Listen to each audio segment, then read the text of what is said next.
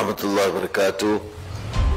Professor Omar Yunus, Chief Advisor, Government of the People's Republic of Bangladesh, Delegation.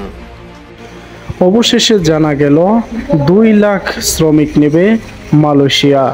এতে কমবে বাংলাদেশের বেকার তরুণ ও তরুণী। In the transition years, he made remarkable progress in ensuring there's peace and security. Doctor Yunus একের পর এক খেল দেখিয়ে যাচ্ছেন। এবার মালয়েশিয়ার আমন্ত্রণে ডক্টর ইউনূস মালয়েশিয়া গিয়েছিলেন বৈঠক করতে। সেখান থেকেই আলোচনা উঠে আসে বাংলাদেশি শ্রমিক নেওয়ার কথা।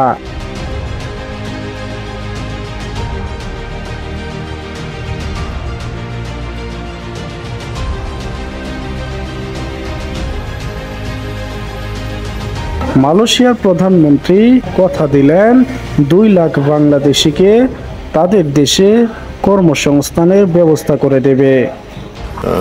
So we have exchanges with the team, and I would like to take note that the foreign national of BDS Shafiqul Islam.